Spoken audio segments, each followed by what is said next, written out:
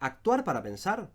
Suena paradójico porque pensar es un acto, pero a la vez, generalmente, se dice que hay que pensar antes de actuar.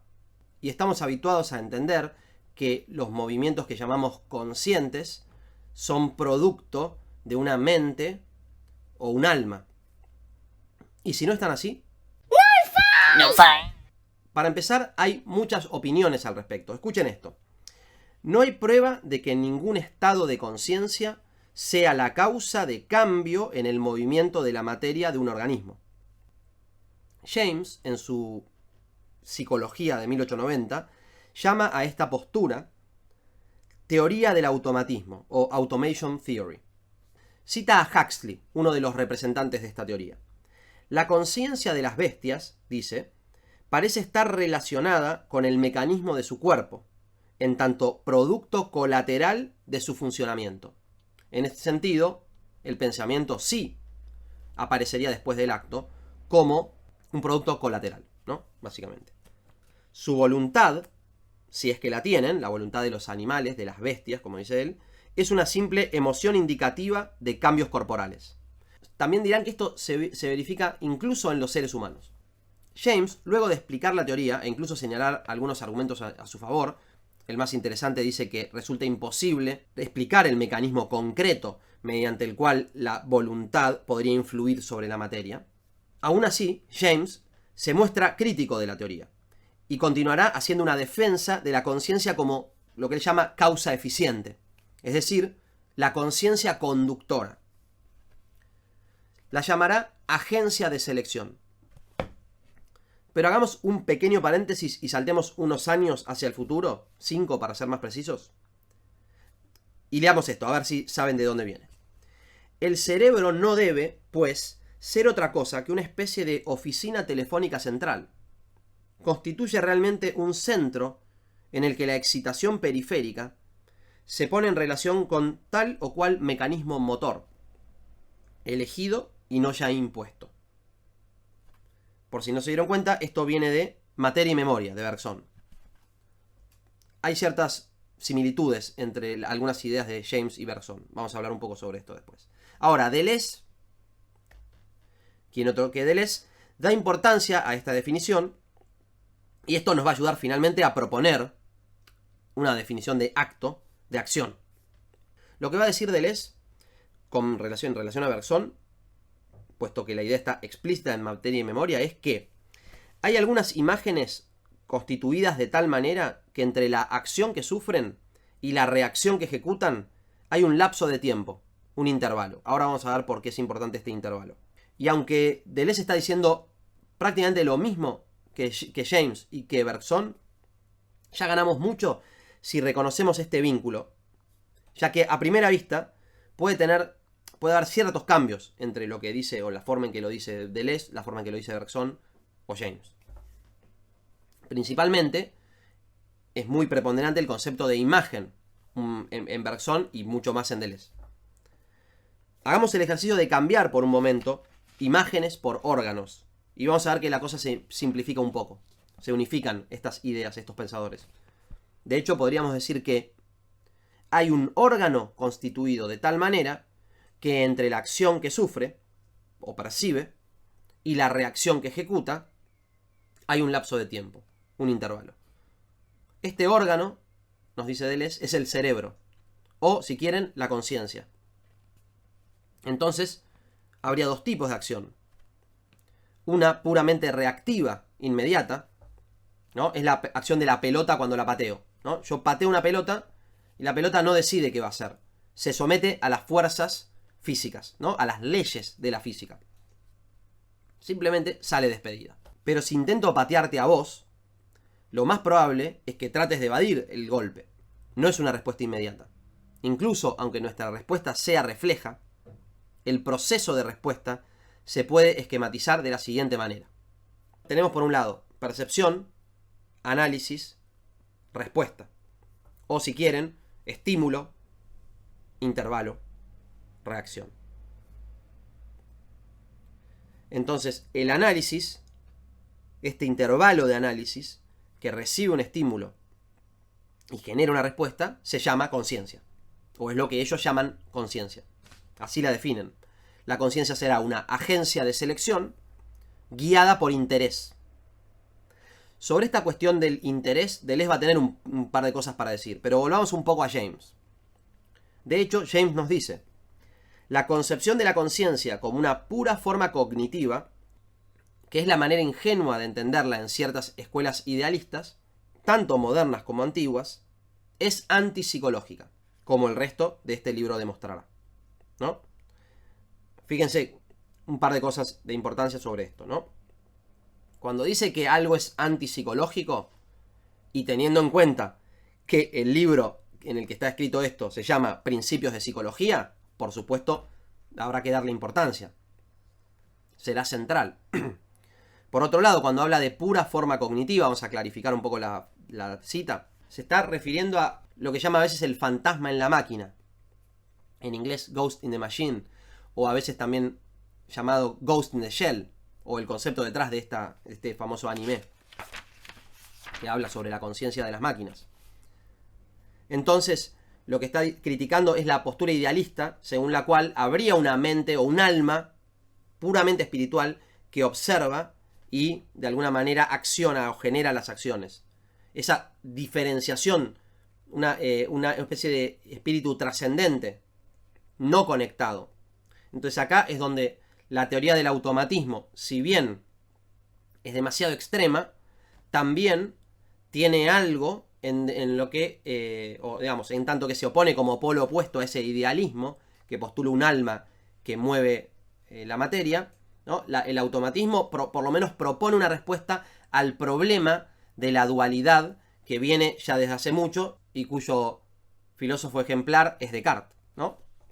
A quien se lo criticó muchos por no poder explicar esta dualidad, o por explicarlo torpemente. Pero sigue James. Toda conciencia actual y existente parece ser en sí misma una perseguidora de fines, ¿no? Acá volvemos a esta idea del interés de la conciencia, ¿no? Esto implica una especie de definición teleológica de conciencia, lo cual podría ser problemático. Sobre eso podemos hablar. Pero en definitiva lo que está diciendo es que si hay un propósito, hay conciencia. Y la conciencia es puro propósito. La conciencia es propósito.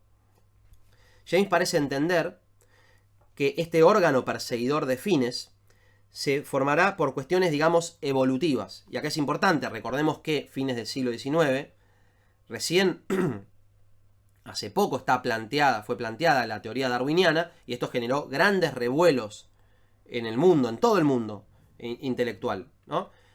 Principalmente opuso en guerra a los materialistas con los idealistas, con ciertos idealistas que defendían todavía la idea de alma y la idea de un Dios creador, ¿no? Llega hasta nuestros tiempos incluso. Recuerden que la teoría darwinista en algunos estados de Estados Unidos la quieren prohibir porque atenta contra sus concepciones religiosas. Entonces acá hay un problema que tiene que ver con que la explicación científica de un fenómeno se opone a la explicación religiosa, ¿no? Prácticamente él dice, fue efectivo ser más consciente. El reino animal fue evolucionando en esta línea, porque ser más consciente es mejor, más práctico, daba una mayor aptitud. Cuando el problema puede ser analizado o considerado con cierta atención, fíjense esta palabra, atención, hay mayor garantía de que se resuelva, ¿no? La palabra atención va a ser muy importante, y es muy importante hoy en día. Fíjense, pequeño paréntesis, que el paper científico más revolucionario de los últimos tiempos, salió en 2017 si no me equivoco, se llama Attention is all you need. Y fue realmente abrió la puerta a innovaciones que llevaron al estado actual de la tecnología de inteligencia artificial, que es central a lo que está pasando ahora y a lo que va a pasar en el futuro. Fíjense si no es importante el concepto de atención. De hecho, la atención es uno de sus principales mecanismos, ¿no? De los principales mecanismos de la conciencia. Vamos a ver por qué. Pues la conciencia emerge con mayor fuerza cuanto más se duda, nos va a decir James, y se vuelve mínima cuando y dónde actuamos por hábito, de manera automática, ¿no? El hábito también va a ser un concepto importante que podemos trabajar en otro video, ¿no? Porque ya es un capítulo en sí. Cuando la indecisión es grande, dice James, como antes de un gran salto, la conciencia es dolorosamente intensa. Imagínense, calculo que podrán ponerse en esa situación, incluso aunque nunca lo hayan hecho, yo nunca lo hice, a punto de saltar en paracaídas o a punto de saltar en un bungee jumping. A mí me pasó tener que saltar de un trampolín muy alto, ¿no? Entonces volvemos a esta frase. Cuando la indecisión es grande, como antes de un gran salto, la conciencia es dolorosamente intensa. Fíjense si tienen que saltar, por ejemplo, un abismo, porque los están persiguiendo y hay que saltar. Y no sabes si llegas de un lado a otro, ¿no? Este es quizás uno de los temas de la película Vértigo, donde la indecisión paraliza al personaje y genera, bueno, todo este largo paréntesis que es la película Vértigo. Lo que se juega ahí es salto o no salto. ¿Muero porque me come un lobo o muero intentando llegar al otro lado? ¿Puedo llegar al otro lado? ¿Me conviene enfrentarme al lobo? O incluso en decisiones más tontas como saltar de un... Bueno, tontas, digamos, decisiones importantes, pero donde uno se puso en esa situación, como en el bungee jumping, uno piensa, si salto me hago pelota, no puedo saltar, no puedo tomar la decisión tan estúpida de hacer esto. Pero por otro lado, uno dice, muchos lo hicieron y no le pasó nada, la mayoría, la gran mayoría, las estadísticas están a mi favor, salto. Esto permite decir, entonces, que habría una especie de escala en términos de conciencia, es decir, momentos de mayor conciencia, momentos de menor conciencia, y también en la escala evolutiva. Habrá mayor conciencia cuanto mayor sea la incertidumbre. También aparece la idea de hábito como conducta adquirida, ¿no? Que ya ejecutamos de manera inconsciente. Esto es un tema de un video aparte, como ya dije, ¿no? Y cuando hay dudas sobre qué se debe hacer, cuando hay premura, la conciencia será más presente. Ahí entonces lo que actúa es el mecanismo de atención. Esto implica que la conciencia estará enfocada principalmente en aquello que nos exige una reacción, en aquello sobre lo que habrá incertidumbre. Esto nos lleva de nuevo a Bergson y a una definición interesante. Fíjense lo que dice. Nuestra percepción de la materia es la medida de nuestra acción posible sobre los cuerpos. Esto que está diciendo es muy parecido a lo que dice James y se relaciona a este concepto de atención. ¿Por qué? Leamos de nuevo. Nuestra percepción de la materia es la medida de nuestra acción posible sobre los cuerpos, comparado a aquello que nos exige una reacción, aquello sobre lo que habrá incertidumbre, es lo que despierta una mayor conciencia. Entonces, lo que está diciendo Bergson, al decir que nuestra percepción de la materia es la medida de nuestra acción posible sobre los cuerpos, tiene que ver con esto que alguna vez expliqué de esta manera. Cuando nos tiran una pelota, aunque sea inconscientemente, ponemos la mano. Si nos tiran una pelota en la cara, ponemos la mano y la agarramos. Y fíjense la forma de la mano. Automáticamente la forma de la mano va a tener la forma de la pelota. Y esto lo hacemos aunque no lo busquemos. Estamos habituados a ello. Y esto, por, digamos, reflexiona Bergson y llega a la conclusión de que nuestra representación de la realidad está mediada por nuestra acción posible sobre eso que nos rodea. La percepción está mediada o filtrada por un mecanismo de atención. La medida de nuestra acción posible sobre los cuerpos puede entenderse, me parece a mí, como atención, es decir, un poner en foco los aspectos que me interesan de la materia y descartar el resto, o ponerlo en segundo plano, que puede emerger cuando de golpe se vuelve importante. Entonces, la forma que entendemos la realidad, de esta tridimensionalidad, está vinculada a nuestra acción sobre ella. ¿Podemos hablar de pragmatismo en Bergson? Entonces, por esto. Esto habría que pensarlo mejor. Pero, en todo caso, este razonamiento particular tiene rasgos de pragmatismo, ya que parece postular que lo que entendemos como realidad circundante, nuestro entorno físico, es en realidad una filtración y no una falsa realidad. Cuando escribí el guión, pensé que esta falsa realidad esta falsa representación que nos hacemos, estaba vinculado al platonismo, a la idea de la caverna, ¿no? Pero también me doy cuenta de que, siendo que en esa famosa caverna los reflejos de la pared estaban producidos por cosas que pasaban por detrás de un foco de luz y que se reflejaban en la caverna y que nosotros no podíamos ver, para Platón eran las imágenes, podríamos entenderlo como las imágenes, de ideales, de ideas. Pero salteando esta idea de esta interpretación idealista, la alegoría de la caverna puede usarse para entender también lo que está diciendo Bergson. Nosotros creemos que la realidad es ese reflejo en la caverna, pero ese reflejo en realidad representa nuestra acción posible sobre la realidad circundante, para tener en cuenta o pensar más adelante, ¿no? Cuando hablo de filtración, pienso en una forma filtrada de realidad, que enfatiza ciertos rasgos, que nos son útiles. En este sentido, por ahí digo que podemos pensar como pragmático, pragmatismo, al menos este rasgo de lo que piensa Bergson. Veamos entonces dónde estamos parados en relación a nuestra pregunta inicial. ¿Es necesario actuar para pensar? En un principio habíamos planteado la existencia de una teoría del automatismo que decía que es totalmente así. No es necesario pensar para actuar. De hecho, el pensar está de alguna manera condicionado por el actuar porque es un mero reflejo vano del actuar. Creemos que estamos pensando, pero estamos sometidos a un mecanismo interno. Esto sería un mecanicismo extremo. Por otro lado, James y también Bergson muestra que la conciencia emerge como una especie de máquina de decisión, por lo cual primero hay un mecanismo de selección que media entre estímulo y reacción, y que cuando hablamos de acto siempre media una conciencia y por lo tanto siempre media un interés que selecciona. Cuando no existe eso, no hay acto.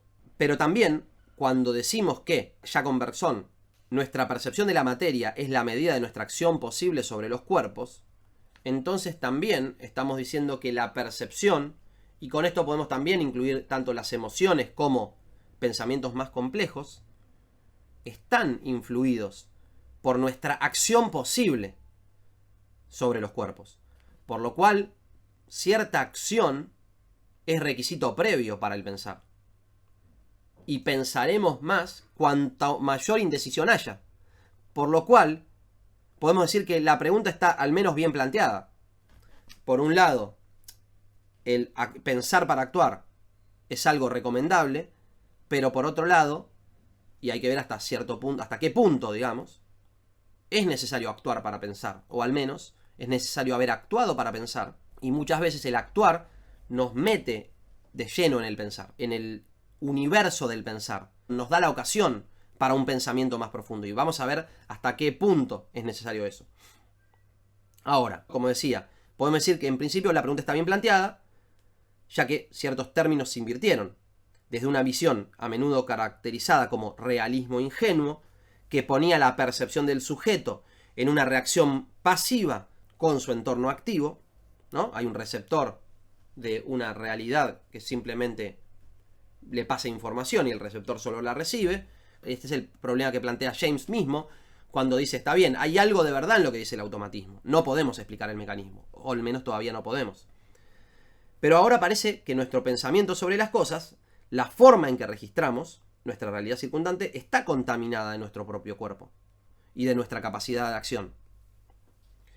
A menudo lo pasamos de vista, pero las unidades de medida de muchas culturas, incluyendo la nuestra, están vinculadas con partes del cuerpo, como por ejemplo la pulgada, relacionada al pulgar, los pies, obviamente relacionada al pie, o los palmos, una medida utilizada antiguamente en España y en Italia. Es decir, ya sea el acto de medir con manos o pies, como un conocimiento o vivencia propia de la longitud de nuestros miembros, es requisito necesario, anterior a cualquier calificación posible de una magnitud. Acá es donde aparece Kant, ¿no? Siempre aparece ese pesado, pero bueno, con el tema de lo sublime, lo podemos hablar también en otro video. Pero en este sentido de lo que estamos diciendo hasta ahora, para pensar, rememorar reflexivamente en torno quizás a un fin, hay que haber actuado. Entonces podríamos decir que hasta cierto punto, pero también con ciertas limitaciones, es necesario actuar, o al menos haber actuado, para pensar. Pero pensar es más que eso. Nuestros actos, que fueron en principio resultado del pensar, hoy en día ya se automatizaron. Por lo que es lícito preguntarse si el pensar no trasciende la acción y de qué manera lo hace. Pensemos en esto. Cuando nos dicen que nunca está tan presente la conciencia como cuando hay incertidumbre, entonces aparece otro polo, en donde este amperímetro entre pensar para actuar o actuar para pensar explota en 1000 pedazos y nos lleva a un caso extremo de la incertidumbre absoluta, en donde ya no hay acción posible. Quizás eso, la acción nos lleve hasta ahí, pero va a haber un más allá de esa acción. Y esto va a ser muy importante para la teoría deleuziana, este lugar de la incertidumbre máxima. Pero esto va a ser el tema de un próximo video.